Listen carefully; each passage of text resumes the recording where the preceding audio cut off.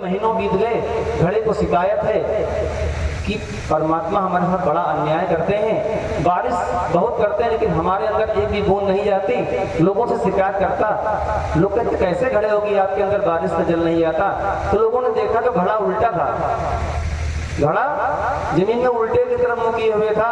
अब उसका मुंह तो ऊपर होता तो बारिश का जल अनायास ही चला जाता, लेकिन घड़े का मुंह उल्टा है, बारिश कितनी भी हो कहाँ से जाएगी। तो हमें चिंतन करना चाहिए, कहीं हम भी तो उल्टे घड़े नहीं हैं, कहीं हमारा भी जीवन केवल अपने और अपनों तक ही सीमित तो नहीं है। हम अपने लिए तो नहीं सोचते, हम समाज के लिए क्यों नहीं सोच पाते। यदि हम उल्टे घड़े ही बनकर रह गए तो इस जो देवताओं को भी दुर्लभ शरीर है, इसको प्राप्त करने का कोई मतलब नहीं निकलता। हम सबको ये सोचना चाहिए कि हम युवा हैं और ये ऐसा एक समय है युग परिवर्तनकारी, जिसमें हमने अपना समय और श्रम लगा दिया तो हमारा कल्याण हो जाएगा। इस जहां में रहते हुए, संसार में, समाज में रहते हुए लोक सम्मान मिलेगा, दैवीय अनुग्रह मिलेगा, आत्म संतोष मिलेगा। तीन चीजें प्राप्त हो जाएंगी, स्वतः ही प्राप्त हो जाएंगी। आत्म संतोष मिलेगा आपको कि हमने समाज का काम किया, गुरुदेव का काम किया, भगवान का काम किया। वृक्ष बानरों की तरह, ग्वाल बालों की तरह से हम कुछ कर सके, ये आत्म संतोष मिलेगा।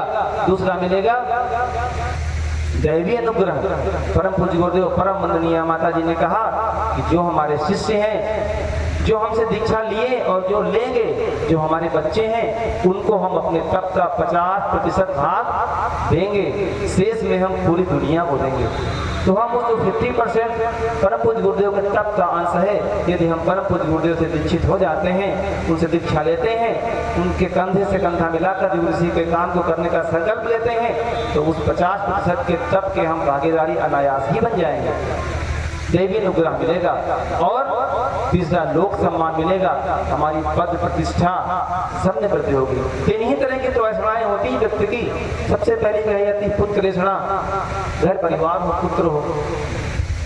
पुत्रेषणा के बाद वित्तेषणा आती है, अब पैसा होना चाहिए, संपत्ति होनी चाहिए। और जब संपत्ति आ जाती है तो सोचता है कि हमारा कुछ नाम होना चाहिए, लोकेशना सताने लगती है। परम पूज्य गुरुदेव ने कहा जो हमारे काम से जुड़ेंगे, लोकेशना तो अपने आप अनायास ही पूरी हो जाएगी, श्रेय और सौभाग्य के अधिकारी स्वतः ही बन जाएंगे।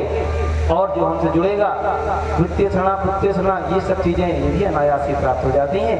ऐसे गुरुदेव के साथ में यदि हम जुड़ जाते हैं तो उनकी कृपा के हम पात्र बन जाते हैं। ऐसे गुरु के लिए कहा गया है जगत में गुरु महिमा है अपार, और ऐसे गुरु के हम सानिध्य में अवश्य बैठे। आज दूसरा दिन है, कल तीसरा, परसों चौथा दिन है। हम प्रतिदिन परम पूज्य गुरुदेव के जीवन से कुछ बातें आपके समझ रखेंगे, आप अपना मन बनाएं। अंतिम दिन सभी लोग परम पूज्य गुरुदेव के साथ जुड़ेंगे और गुरु दीक्षा लेंगे, उनके कंधे से कंधा मिलाकर चलेंगे। आइए सुनते हैं। गुरु महिमा है अपार जगत में, गुरु महिमा है अपार जगत में, गुरु महिमा है अपार जगत में, गुरु महिमा है अपार जगत में।